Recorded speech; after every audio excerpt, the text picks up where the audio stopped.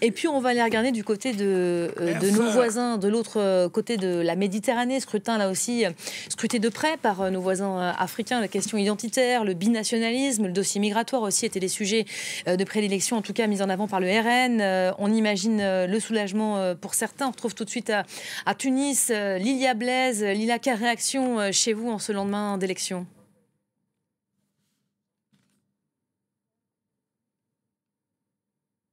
Aussi une inquiétude qui perdure parce que les Tunisiens ont suivi de loin les débats de l'entre-deux tours, la montée du Rassemblement national et sa progression, surtout ces dernières années.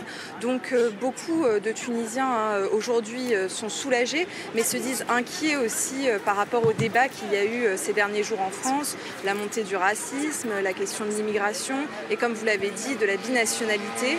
Il y a aussi, côté tunisien, une curiosité face à la nouvelle configuration parlementaire française, puisque les Tunisiens, dans un tout autre contexte et avec des partis très différents, l'ont vécu en 2011 lors de leurs premières élections législatives avec la Troïka. Et donc, en fait, ça a été, selon certains experts politiques, une source de blocage pendant des années d'avoir justement une coalition tripartite au gouvernement. Donc, les Tunisiens aussi sont curieux de voir comment cette cohabitation va fonctionner en France. Et puis enfin, il y a aussi la question de la politique étrangère de la France.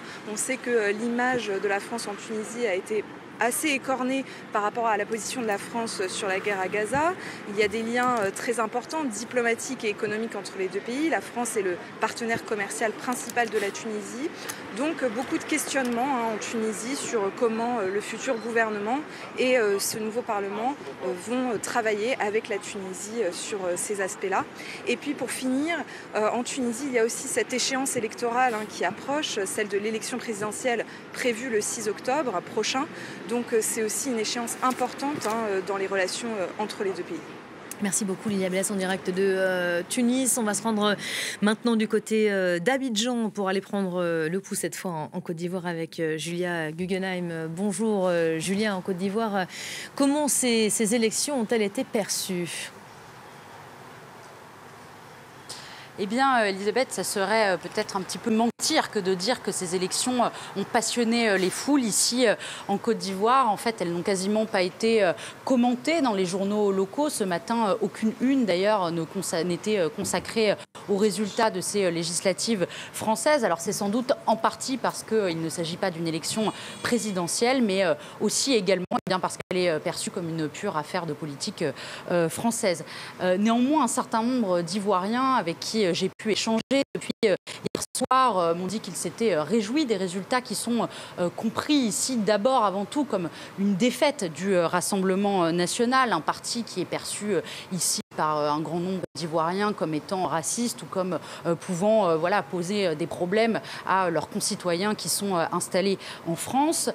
Certains ont également déploré la défaite de la députée franco-ivoirienne Rachel Kéké. Cette candidate France Insoumise pour le Front National a perdu hier soir son siège, pour le nouveau Front Populaire, a perdu hier soir son siège à l'Assemblée nationale.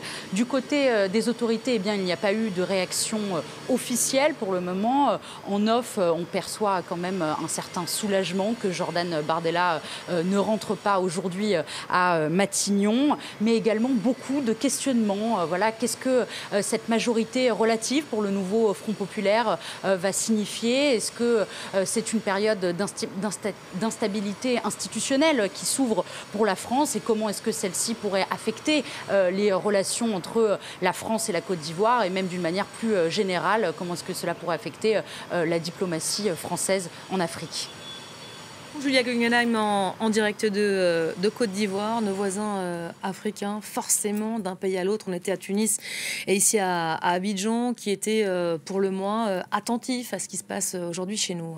Oui, on a beaucoup commenté l'affaiblissement de la position française, ne serait-ce que en Afrique de l'Ouest, mais on peut imaginer plus largement. C'est surtout dans cette zone-là, l'Afrique francophone, où il y avait potentiellement un intérêt. Ce qui est intéressant, c'est qu'à Abidjan, on nous a dit qu'il y avait un écho finalement relativement limité, alors qu'à Tunis, de l'autre côté de la Méditerranée, on pourrait dire au Maroc aussi, j'imagine en Algérie. En Algérie, il y avait des craintes majeures quant au positionnement final de ce résultat.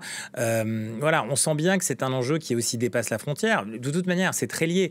Les destins entre l'Afrique de l'Ouest et la France sont liés. Je veux dire, les diasporas existent dans les deux sens.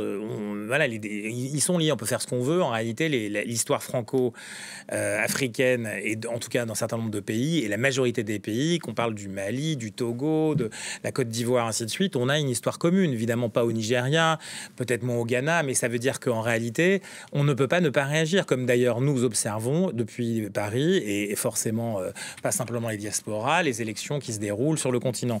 Et donc forcément, ce qui se passe en France a un impact dans un contexte où, il faut le redire, c'est pas simplement la France diplomatique qui est un peu en repli, c'est aussi, il faut le redire, la France économique dans cette zone-là. On voit des départs, on voit des possibilités pour des acteurs africains d'ailleurs de reprendre des activités françaises sur le continent. Donc on est dans un temps qui, pour le coup, en plus, voit arriver, et c'est pas simplement voit arriver, voit s'installer et se développer des acteurs compétiteurs. C'est pour ça que je vous dis, le monde ne nous attend pas. Donc on ne peut pas avoir des atermoiements, des difficultés, des non-prises de décision, surtout dans une zone où on a commis, disons-le clairement, beaucoup d'erreurs ces derniers mois. Beaucoup d'erreurs. Et je parle d'un certain nombre de pays que je connais bien, qui attendent autre chose de la France et qui ne sont pas hostiles, mais qui, pour certains, ont déclaré la cessation des relations diplomatiques, et pour d'autres qui sont entre les deux, et pour d'autres qui, pour le coup, hésitent encore. Donc c'est un moment fort.